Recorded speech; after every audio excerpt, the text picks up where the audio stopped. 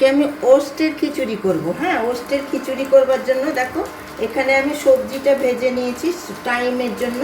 এখানটা আছে গাজর, আলু, এখানটাতে নিয়েছি দেখো 1 বাটি ওস্ট। আর যে যেমন পরিমাণ খাবে, আমি তো একটা মানুষের জন্য এই জন্য কম ওস্ট। আর এখানে মুগের ডাল ভেজে নিয়েছি। আর এটা ঘি, এটা আমার হাতে বানানো ঘি, ওই জন্য এরকম দেখো আমার ঘরের ঘি।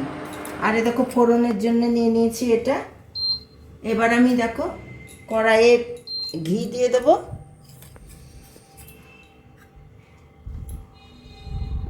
দিয়ে দেখো একটা শুকনো লঙ্কা দিলাম। দেখো 5 ফোড়নটা দিয়ে দিলাম।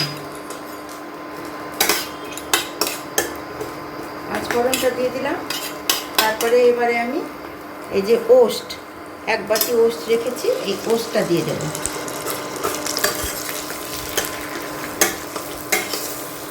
ওস্টটাকে আমি ভেজে নেব। ওস্টটা আমার ভাজা হয়ে গেছে। এবারে আমি এই যে মুগের ডালটা দিয়ে দেব। মুগের ডালটা দিয়ে দিলাম, খালি নেব। দিয়ে দেখো স্বাদ অনুযায়ী আমি লবণ রেখেছি। আর এই দেখো চিনি,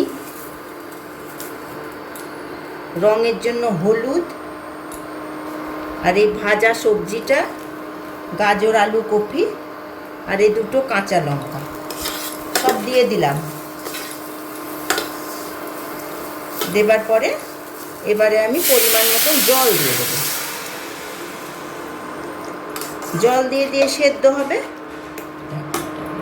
দেখো জল দিয়ে দিলাম। এবারে ঢাকা দিয়ে দেবো। এই 10-15 মিনিট বাদে খুলে তখন ফিরে আসছি, তোমাদেরকে দেখাচ্ছি। মিনিট পরে ফিরে আসলাম। এই দেখো এরম হয়ে গেছে। যারা পাতলা খাবে একটু পাতলাও রাখতে পারো। এবারে দেখো আমি ঘিটা দিয়ে দিলাম।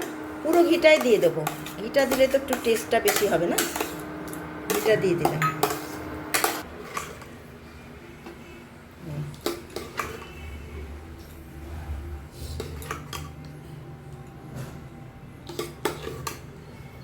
ভাজা, আজকে নিরামিষ তো এই জন্য সমস্ত ভাজা। এই দেখো পটল ভাজা, বেগুন ভাজা, আর একটু নিয়ে নিলাম গোল গোল আলু ভাজা। পাঁপড় ভাজাও খাওয়া যেতে পারে, যে যারা পছন্দ করে। এই চামচ খুব টেস্টি, হেলদি, একবার বানিয়ে দেখবে, খুব সুন্দর খেতে হয়। দিয়ে আমাদের জানাবে। হ্যাঁ, খেয়েই তোমরা কিন্তু আমাকে জানাবে, ঠিক আছে? এটা এখানেই শেষ করলাম। তোমরা বানিও।